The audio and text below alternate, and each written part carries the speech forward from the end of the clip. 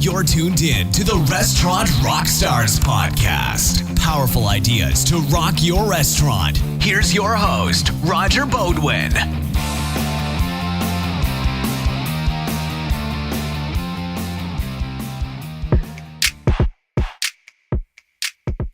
Rockstars, this is my 100th episode of the Restaurant Rockstars podcast, so it's a really big deal for me. Along the way, we've heard from industry leaders, companies with leading-edge technology, and innovative entrepreneurs with big ideas.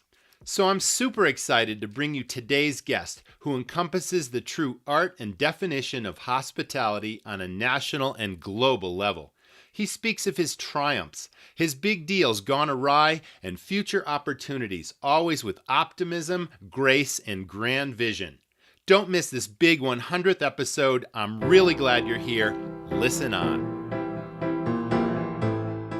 Welcome back, Rockstars, to the Restaurant Rockstars podcast, engaging topics to help restaurants build their brands, rock their profits, and deliver amazing guest service experiences. If you're a regular listener, you know that I'm a huge believer in systems. Otherwise, you're tied to your business. And if you want to expand and grow and franchise or even sell your business, you really need systems in place. So I'm really excited to introduce Mr. Fred Forsley today. He is the president of Shipyard Brewing Company, which is the largest brewery in Maine. He's a multifaceted entrepreneur. Welcome to the show today, Fred. Hey, good morning.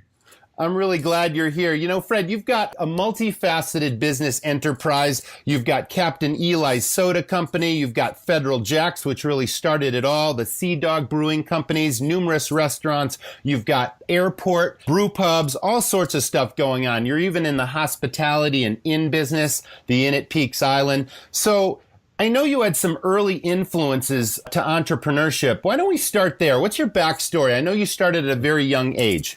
Yeah, Roger. My dad was a World War II vet, and he and my mother started a home for veterans in Gray, Maine. He was a prisoner of war in the South Pacific, and he started this home, which basically, as a young child, that actually was a business. Even though he was a psychologist and a therapist, we all had to play a part in that family business. So I started there and then got an early exposure to real estate, became a real estate broker at 19.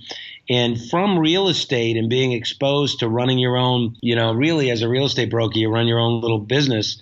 I got exposed to a lot of different things and it evolved from there. And that's why I ended up in the beer business with a failed real estate deal in Kennebunk, Port Harbor back in it started in 89 and opened the brewery in 92.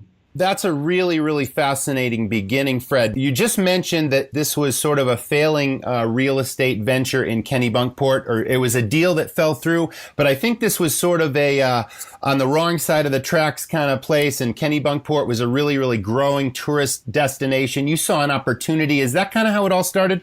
Exactly. It was on the wrong side of the river. They used to call the area Taint Town. And it was vacant at the time. I had a woman in a lobster suit when I first opened out front on the street waving people in. And I never forget the first 4th of July. There was, 5,000 people in the center of Kennebunkport, and there wasn't 10 people, 9 people in the brew pub. So, we had to create events and great experience to bring people over. And now today, 25 years later, I would dare say one of the top brew pubs in the country. And last summer was one of our best summers. That's awesome. It sounds to me like when you first started, you didn't really know anything or much about the restaurant or the brewery business. So how did you immerse yourself and create that early success? Basically, I got involved with people that really did know what they're doing, and they were seen as kind of leaders at the time in their category. Richard Pfeffer had owned Gritty McDuff's. I tried to get him to come in as a tenant, and he actually introduced me to Alan Pugsley, and Alan at the time was consulting. Alan's an English guy who consulted on a number of breweries, and from there, I never worked in the restaurant. I've been a doorman at bars and restaurants in college, so really then I tried to attract the best people to work for me, and I put a lot of faith in, I think, our key people. Some of them are still with me 25 years later, would say that we give them a lot of opportunity to do what they do well. I love the story, Fred. So the original place, which is still in business today and is still part of your fold, is called Federal Jack's, and that is in Kennebunkport. Now, let's talk about how the brewing and the restaurant came together. Did one come before the other? I mean, how did you get into brewing? I mean, you just mentioned Alan Pugsley being the brewmaster. Did you start the whole thing simultaneously as a brew pub restaurant? Well, the interesting part was I was a real estate guy. I raised the money to put the brewery in, Kennebunkport Brewing, downstairs from what was then called the Lobster Deck. Technically, we're in Kennebunk, but at the time, Kennebunkport was getting a lot of exposure because of George Bush. So we leveraged that exposure, and we were selling the beer upstairs to the gentleman that owned the Lobster Deck. And to be honest with you, what happened there was he didn't really want to concentrate on promoting just our beers, and that led me to ultimately buy him out. A long story over 3 seasons, and ultimately run the whole upper level, which was really separated in 2 separate spaces. We ultimately run it as one space now. So there was an evolution in the early years at trying to get to what really would work well. So yes, I opened it with the understanding that I was going to be the funding agent and help coordinate and be the business guy behind it. But we ultimately took it over and ran it because the gentleman on the Lobster Deck and his wife, they went separate ways. And he said, I don't want to run it. And next thing you know, I'm running a brewery, and then the next year I'm running the whole place, or a year and a half. Okay. So then you drive north about an hour plus to Portland, Maine, beautiful seacoast town on the coast of Maine. And now there's another sort of area in need of revitalization where you're now your base of operations, the Shipyard Brewing Company. So how did you evolve into that space, and take us through that whole thing? Because of my background in real estate, I actually owned a small property around the corner, was on a street called India Street. And the property was in an area of town that had a number of vacated buildings that were abandoned, and they were still owned by people, but they weren't occupied. And there was a large piece of property, 4.3 acres of property, called the Crosby Laughlin plant. It was an abandoned foundry, and I was in a bankrupt trust. And I always saw it as a valuable piece of property because it was on a location that overlooked the ocean. And at the time, the harbor was not as pristine as it is today. It was more of a working harbor. Today, 24 years later, it's become a tourist town almost, Portland. But at the time, I worked with the city to get some incentives through a TIF, tax incremental financing. And I kind of put it together over a period of 2 years, and actually was able to buy the property at a very aggressive price, and got a TIF, which was a 10-year TIF, in which I could take whatever property tax value increased and put that back into the property.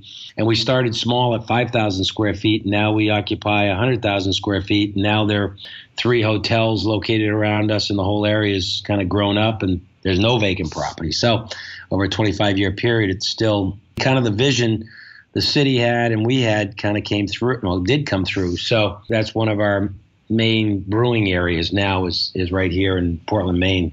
Now, there's so much to your story, Fred. We get into Sea Dog Brewing Company and different restaurants. We also had exposure with Miller Brewing, and I want to hear all about that because at one point you got involved with the Miller Brewing Company. And then obviously there's the brew pubs and the airports. Take us through all this stuff.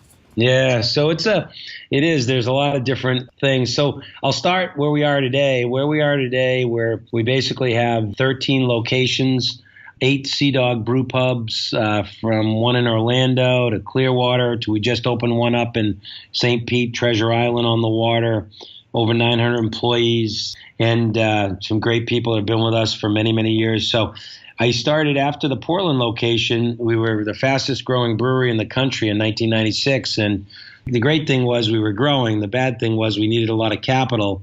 And at the time, I went out to a lot of different players, and Miller Brewing was trying to put together a craft division. They had bought half of Celis Brewing in Austin, Texas. They owned Leinenkugel.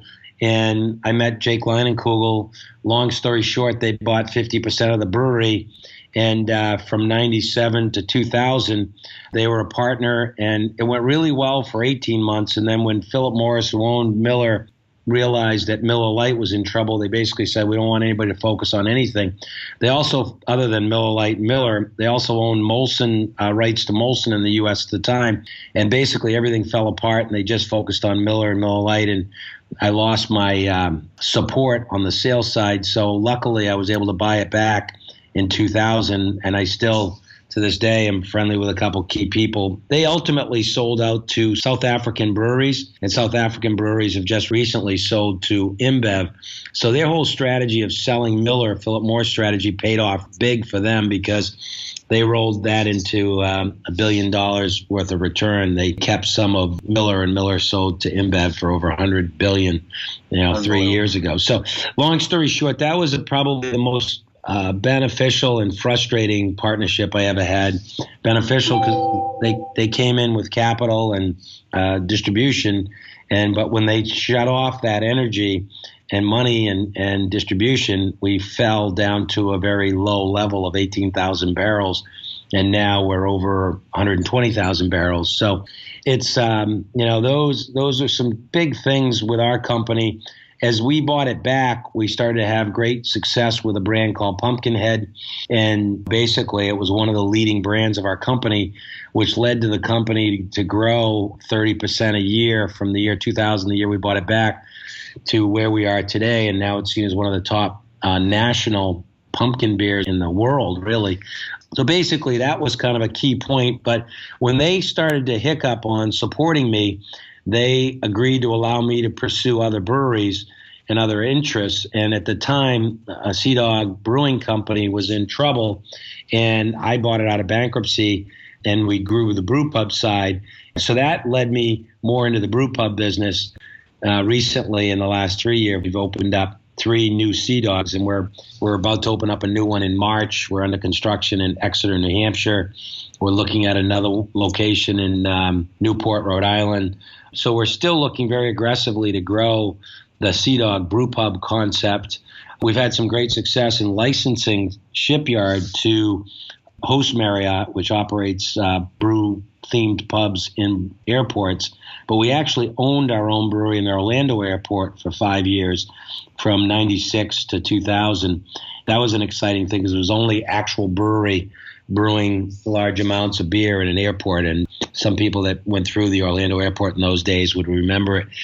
So we've had some great experiences over the years. I'm 57 and probably never been more excited about the beer business, probably never been more challenged, but still, as you know, Roger, when we met last time, having a few beers, it's a fun business, but it is a business, and if you work hard, you can definitely succeed, but it's got all the pitfalls and more of any business, especially, restaurants, when you look at how dynamic they are and how complicated. It's a simple business, but complicated.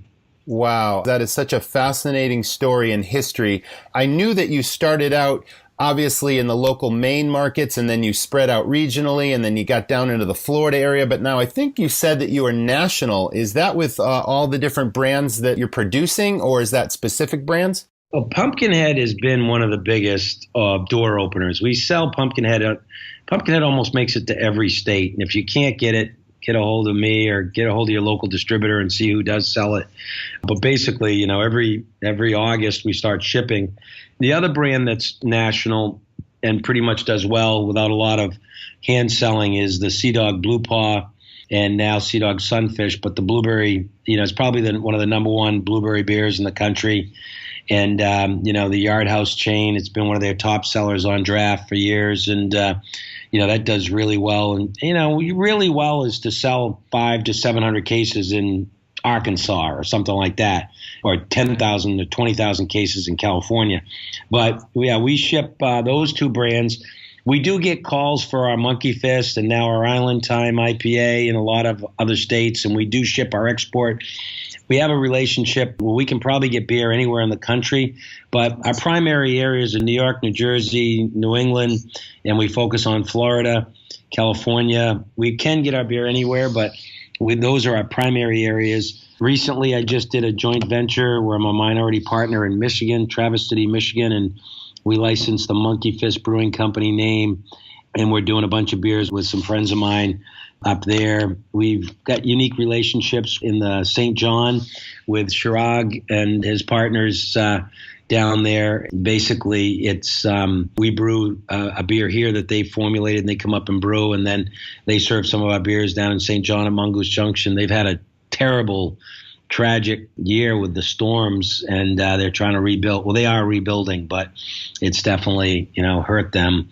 And great people. So we've got some unique relationships. Our biggest success story recently is with Marston's in the UK, and we're presently on our way to being the number one on-premise craft beer in the UK with our collaboration with Marston's, which is they own 7 breweries, and they run over 2,000 pubs, and they sell to free pub holds that they call them, independent guys.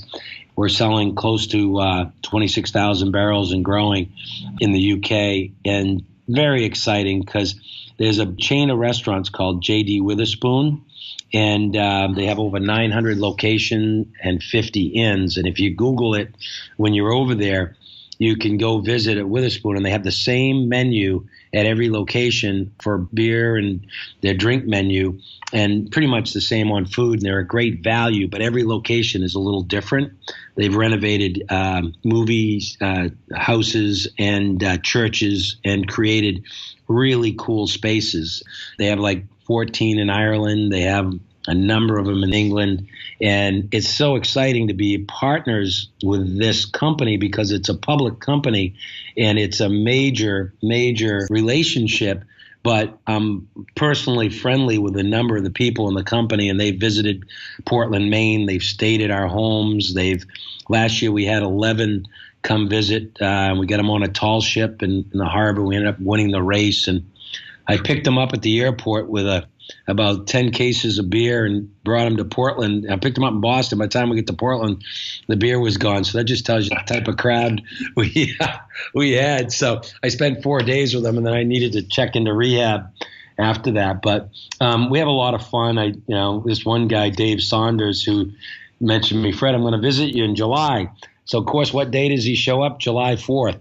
And I said, geez, it's kind of a holiday here. We got a bunch of family things going on. He says, that's no problem.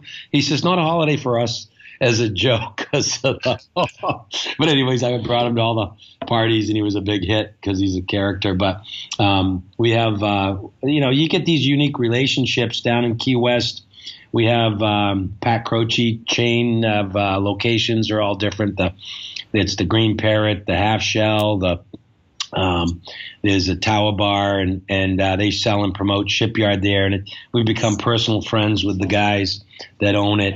Pat Croce used to own the 76ers, and it's just cool stuff. Recently, I just got involved I'm a minority partner in this brand called South Beach Brewing, and they have there's a guy, there's a whole team of people, Lorenzo, who's the president, but there's Anthony Sullivan of OxyClean is a partner in the deal. He fell in love with the brand because it's got electrolytes in it, and it's a very easy drinking beer, but it's handcrafted, and we help formulate it. So a lot of exciting stuff. I really want to talk about the challenges of growing a multifaceted enterprise. You talked about this being the business of relationships. It certainly is. It's a fun business. You're a really socially outgoing guy, Fred. A lot of fun to hang out with. So obviously networking is a part of your success as well. But you couldn't do any of this stuff without having systems in place and hiring great people and being able to delegate all the key functions of these multifaceted businesses to others. Like, how did you put these systems in place, and what were some of those big growing pains and challenges to get those systems in place? I think the biggest thing was, in my mind, my mother used to say, if you can't leave your business, it owns you, you don't own it. But she didn't always take that advice because she did like 6 people's jobs. I think you got to start with wherever you can, the right people, and they'll either purchase or seek out the right systems or build the right systems. And it started with me with Alan Pugsley and Bruce Forsley, who set up some systems for, sales relationships. But recently, especially in the last 3 to 6 years, I think you've seen a lot of ability to buy into technology that is proven to build systems that can really help restaurants. And before all that, I think you got to have a good bank or a good lender or somebody who can write and assist in helping you through difficult times, provided you know the model works. So once you do that, the first system we bought was the brewing system, and that was a Pugsley system, and it was a lot of handcrafted beer, but the brewing process was 8 days. So the key to that system was it was 4 days quicker than any other brewery at the time that was built out there. That was a big point. The second system, we really had to buy was a POS system. And, that's the bane of your existence. In reality, it can work for you and against you. And that's a huge area in the restaurant business. I think that keeps getting better and better and better. And you really got to keep your eyes open. We had a disastrous situation trying to go to a SMS system on our brewery, in which we had to abandon it in the middle of it, and we ended up losing a great deal of money. And my advice there would be find somebody that's already, don't be the guy that tests it. Don't be, your time and energy has such a value to it. You're better off doing it by hand if it hasn't worked for at least 3 to 1,000 other people you might put your hand on, because that whole thing of, we were seen as a beta test and it turned out to be a disaster. So try to buy good equipment that's proven, try to buy into systems that are proven, because at the end of the day, someone walks into a restaurant, they want to see a smiling face. Most people, they want to see a clean restaurant, and they want to walk out with a smile. And the more things that, take away from customer service, and human interaction, because we're going so far away from human interaction. It's so funny. Recently I was in New York City and I was looking for a pumpkin head, and I went into 3 different bars, and I finally found one. But the bartender was such a poor experience. I had one and left. Luckily, I went around the corner and found another one that had pumpkin head. I'm searching for the location name in my brain here. But anyways, that bartender made the whole experience so great. I had 6 of them, and that's the truth. I stayed and watched the football games. I hung out all afternoon. But I would have been in the other bar for at least that amount. You know what I'm saying? And the experience is key. So you got to have good people. Fred, what is a typical day in your life like, business-wise? Like, you get up today, tomorrow, it's like, what's your day going to be like on a typical day? I mean, you're traveling quite a bit, I'm sure, but is every single day different? And today I'm going to focus on Sea Dog, and, tomorrow I'm going to focus on this particular enterprise, and then I'm going to go down to Florida and oversee this new development down there. And you mentioned a new place in Newport, Rhode Island. I mean, you're all over the map. Like, how do you put it all together? Yeah, it's, I'll just give you my last, in the last week, I've been between Miami, Fort Lauderdale, Tampa, Boston, and now I'm in Portland, Maine.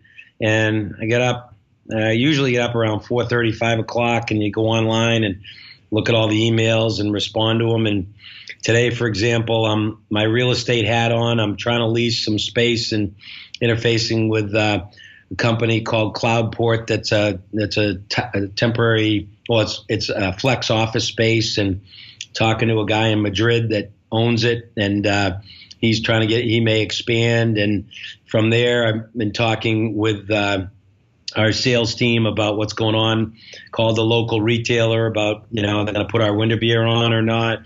Had a discussion about the hotel that's going across the street and contacting him, and then talked to the owner, the real estate guy on Newport deal, going over the business deal, and then walk through the breweries, connect with, and my mother used to say, the footsteps of the farmer irrigates the fields.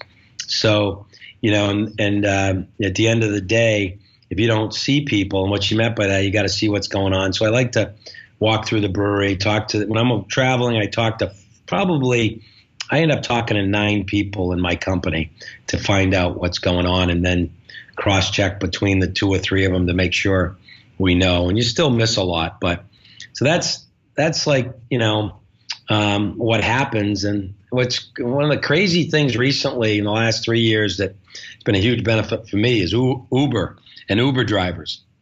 I'll take an Uber drive.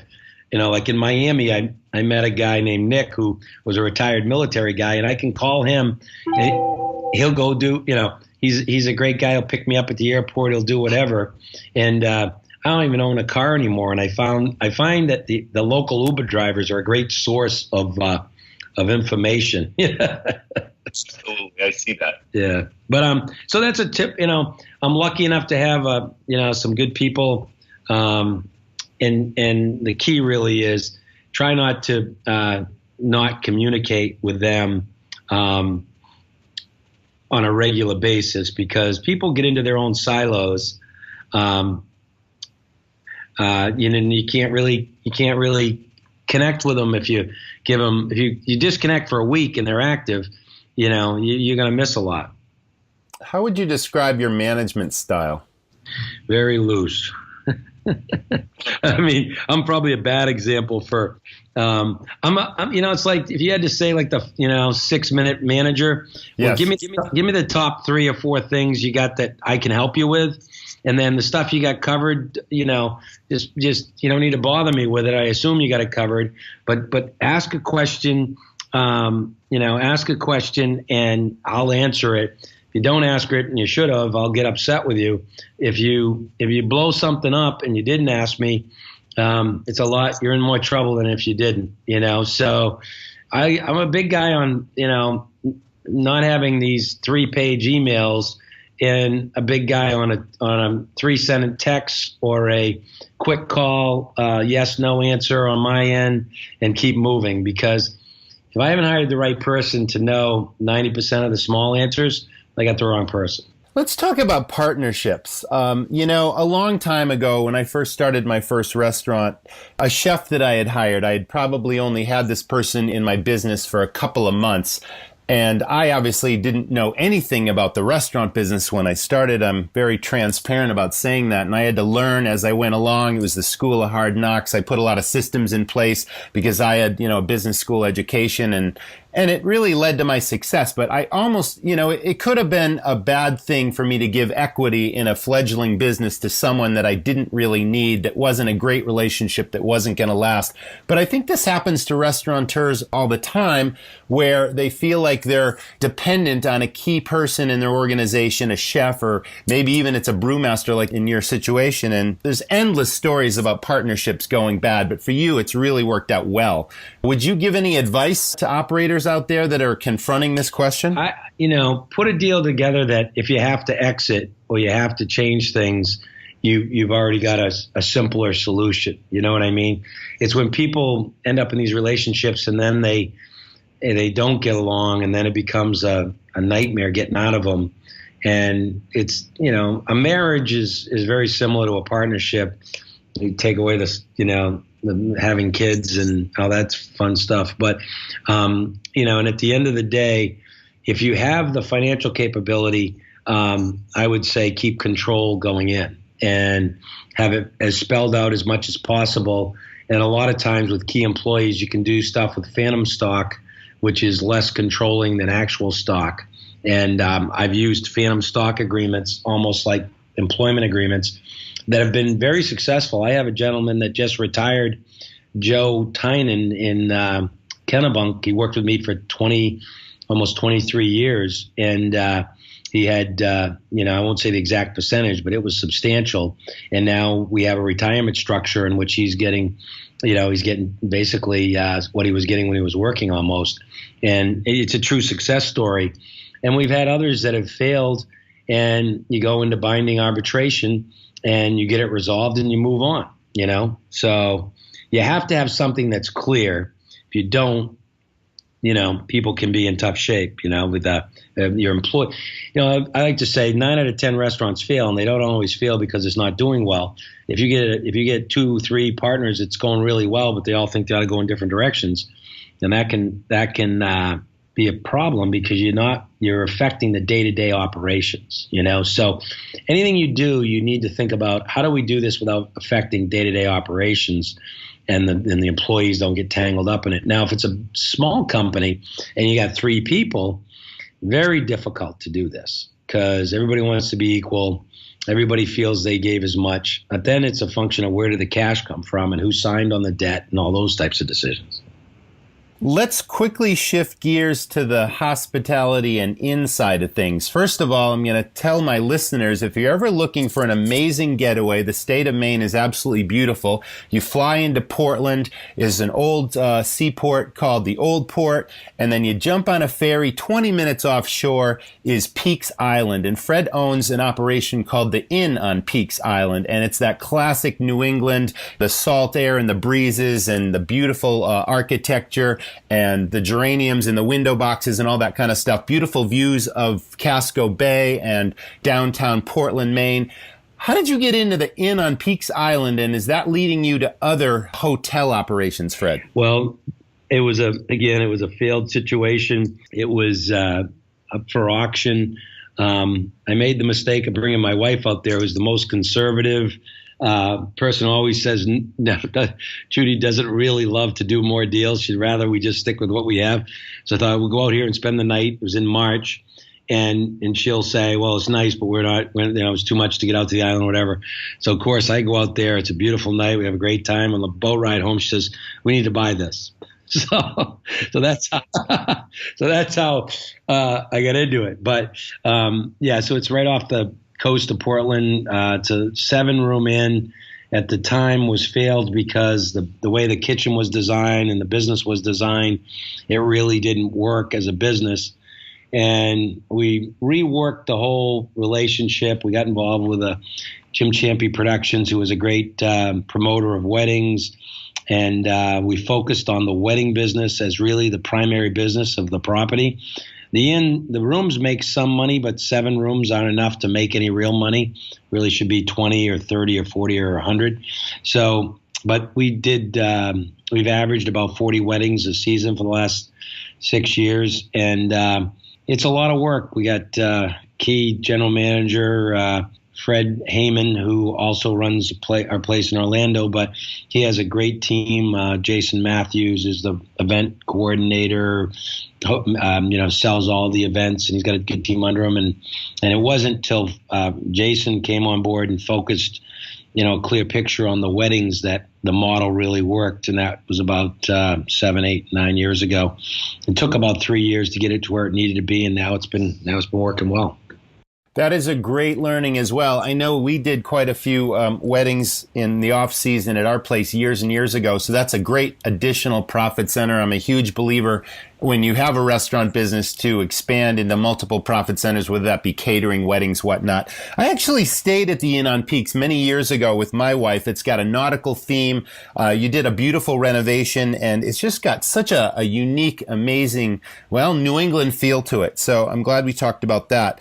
Let's finish up, Fred, with a retail business. You also sell quite a bit of retail merchandise based on all your different brewing brands, Sea Dog, Shipyard, whatnot. You've got bricks and mortar stores, but you also have a website, shipyard.com, and you sell quite a bit of really great stuff on the website as well. So that's getting to be a bigger part of your business, isn't it? Have you sort of vertically integrated? Now you own silk screening places and all that too? Yeah, basically the first marketing tool we had was a tap handle. The second one was a T-shirt. And I saw the power of the T-shirt sales in Kennebunkport just because of the branding of Kennebunkport. I was actually I was putting the deal together. We were on vacation in Margarita Island, Venezuela, and this guy had a Kennebunkport shirt on, and it just dawned on me that, geez, we just got to have T-shirts and take advantage of this. So, consequently at the time, I was married to my first wife, Margaret, and she focused on the retail sales, which is a key point. You got to have somebody focus on retail, and that really was a big benefit to the business. And I would say there's, to that point about working with your spouse, there's a lot of hazards in that. I presently work with my wife, Judy Forsley, and she's an amazing CPA and has a great business sense and has done a great job focusing on her part. But I think the key to business is making sure you can balance family and balance the business and keep it as separate as possible, and focus that. That's a whole nother partnership that could be another hour discussion, or longer. But in reality, I've been lucky enough to work with a lot of family members, and the key there is to leave as much of the family side of things outside of the business and try to focus on things that you can. But the whole retail business is somebody has to own it, work hard at it. I have a woman named Irina Black at the Portland store. This girl Becky in Kennebunkport, and whenever we open up a new location, we try to find somebody who can kind of own the retail, because in and of itself it can be huge. You can do $1 million or $2 million, and you look at the Black Dog in the case, it becomes a business in its own. So I think that's a very key thing. But don't try to chase it if you don't feel either the location or the brand. If it's Joe's Diner and there's no reason for someone to buy a shirt, unless whatever, then that could be a bad place to put a lot of money and effort too. But if you got a town that people want to walk away with a souvenir, leverage it. Absolutely true. We had quite a bit of a retail business as well. And that's another nugget of information for operators. And that was great advice, Fred. If you've got, actually what I'm going to say is one of my mantras is don't be a restaurant, be a brand. Think of your business as a brand, develop that brand. And certainly, Fred, you've done that with all of your different brands. Is there anything we didn't hit today that you want to cover, Fred, that anything I've missed? I think you just really nailed it. If you can create a brand from your restaurant, you've become, you've really done something. And it doesn't have to be you're going to do 100 locations or even a second location. It just, the one, DeMillo's Restaurant, Portland, Maine, the floating restaurant. They created a brand, I got, there's so many places that you could name that they actually did it. And then there's so many that they don't, and they never get there. And I really enjoyed talking to you, Roger, and hopefully it said some things that will help people with what they're trying to accomplish. And we're real accessible. My email is fforsley@shipyard.com. And if you got a spot that I can put some Shipyard, if you're a restaurant person and I'm looking to do theme pubs, I'm looking to do all kinds of stuff all over the world. So don't hesitate to reach out. I'm sure you'll put that on my side of today. You can go on Facebook, or you can go on whatever. You can Google me, find out more about me than I know about myself, pretty much. So it was kind of scary. Last night, Judy and I were going online, and you Google yourself, and some crazy stuff pops up. Half is not true, but at the same time, it's pretty crazy what the world we're living in today than when you and I started in the business. Why don't you throw out your Twitter handle, Fred, if you don't mind? I'd like to include that as well, and maybe even how people could reach you on Facebook. I really don't do Twitter personally. I just do Facebook, so it's just, Fred Forsley, Fred M. Forsley. Perfect. I'm going to include that in the show notes. It's been a great episode, Fred. I certainly appreciate your time and sharing all your key information with the audience. Boy, we covered a lot today, and I wish you the best of success in the future. You've got so many deals on the table. That's so exciting. You're an inspiration to the industry, so thanks for what you do. And I'm going to have a Shipyard. My favorite is still the Export. Is that still your flagship? Oh, yeah. Yeah, we just have done a whole new repackaging, and it's still the same beer, and it's still going strong.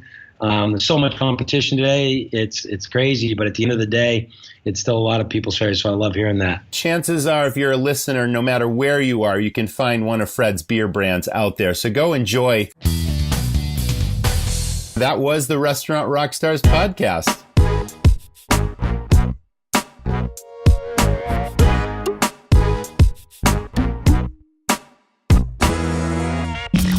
Thanks for listening to the Restaurant Rockstars podcast. For lots of great resources, head over to restaurantrockstars.com. And while you're there, download a copy of the book, Rock Your Restaurant. It's a game changer. See you next time.